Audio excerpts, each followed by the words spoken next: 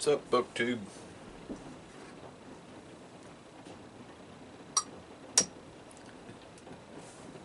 Cheers. See how easily that came off there? It's almost like I opened it before.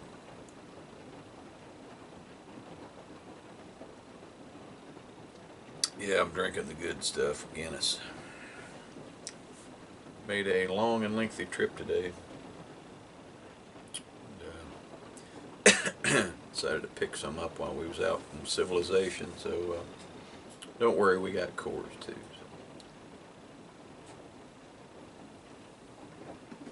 This morning it was 30 degrees. I was standing outside about 80 miles from here talking to some fellow outdoorsmen, and we were freezing. Now it's 60 degrees and it's pouring the rain. It just snowed a couple days ago. It's Kentucky weather. What are you going to do?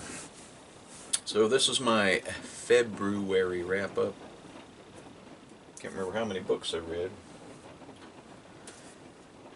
But for Todd and Dane's Indie Read-Along, I actually read my co-host's book. It's my second book of Dane's.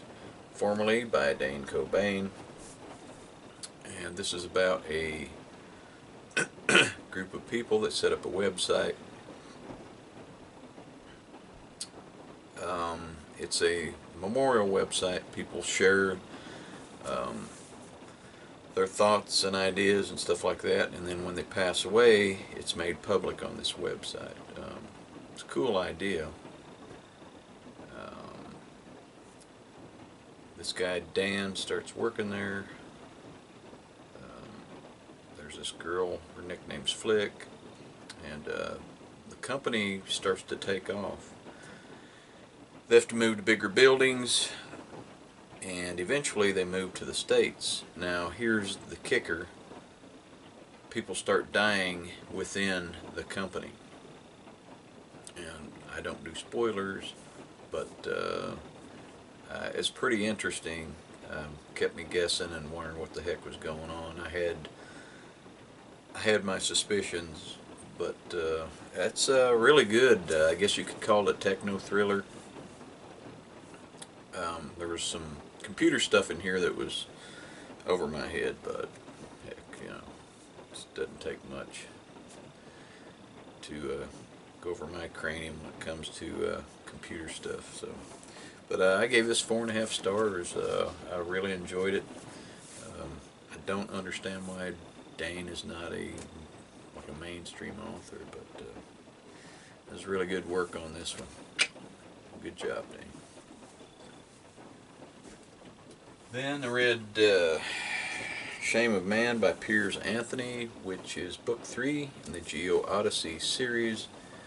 And this series covers mankind from, like I've explained it before, from primitive toolmaker, discovering fire, discovering different ways to thrive and multiply and make the best out of whatever situation that the hominids find themselves in, all the way up to more modern times, which I like the older stuff myself. And this one was a 4-star read. It covered like an 8 million year span.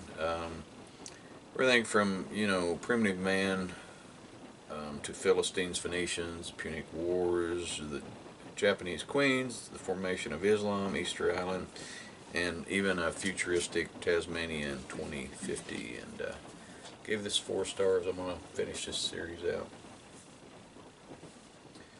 Then I read Broken Clocks by Danielle Ellen on a recommendation from PETA over at Comfy Cozy Up. And at first I thought this was just going to be a steamy romance, which is pretty steamy. You know, William and Layla, they... But then something happens in this, and like I said, I don't do spoilers, but the relationship, when it takes its turn, you really find out exactly how much these two people care about each other. I damn near cried at the end of this one. So when I say damn near, yeah, I did. So, but I gave this 4.5 stars. It's really good. So thank you, Peter, for the recommendation. And I read Elvis and Me, Tank Top Tuesday. Don't ask me why. I'm a glutton for punishment. Most of this stuff I knew about Elvis, and I've already reviewed this book. It's a 3-star read because she remembered stuff from 30 years ago. Like I said, dialogue she remembered verbatim, and which, you know, maybe if you're just hanging out with Elvis, you'd develop a memory like that, but I don't think so. I read Surgical Nurse, On a Dare once again, and this kind of, I think, is how we started out with Tank Top Tuesday. And you can imagine a romance novel written back in the late 50s, soap opera-ish, about Nurse Althea Jones and Dr. Mike. So, I can't remember what I give this. That's funny. I don't have any idea. You'll have to go back to that review for Tank Top Tuesday. Surgical Nurse. Read it. I dare you. Then I read Nas 482 by Joe Hill. Oh yeah, and here's something interesting. So, let me find the correct page. Bear with me.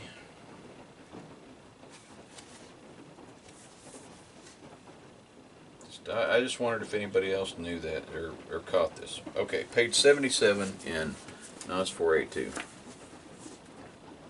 This is about the character Vic, the one that can create the bridge. She went to the river. The river was there. Okay, hold that thought. Stephen King on writing. And he's talking about other writers use smaller, simpler vocabularies. And here he gives an example of Ernest Hemingway from Big Two-Hearted River. He came to the river was there.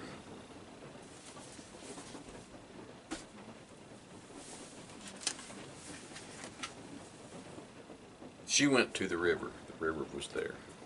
So was the bridge. I don't know, maybe it's just a coincidence. I gave this 4 stars. Excellent writing, good characters. You know, obviously there were some weird ones, like Binge, and then Charlie Manx, the dude who created Christmas Land and was kind of over it and liked to grab small children. And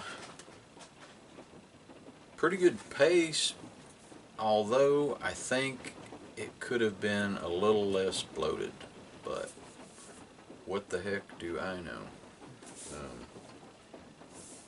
Like I said, I gave it 4 stars, and you know, I've been wanting to read Joe Hill for a while because, you know, obviously I've read a whole lot of his father's books, and he's a chip off the old block, you know. So, his mother's a writer too, and his brother Owen. So that was all she wrote. That was my February wrap-up. You can probably hear the rain. Excuse me. Like I said, I probably covered, I don't know, 140, 150 miles today. Actually got turned around once, which in your own state's kind of funny, but man, there's a lot of little back roads, and roads going here and yonder and there and all over the place, and I blamed it on Steak and Shake. I grabbed a good burger there, and you know, maybe it was the burger's fault that I made the wrong turn. But wound up in a county I'd never been in, so that was cool. Alright, I'm rambling. Cheers, my friends. Thank you for watching. Bye.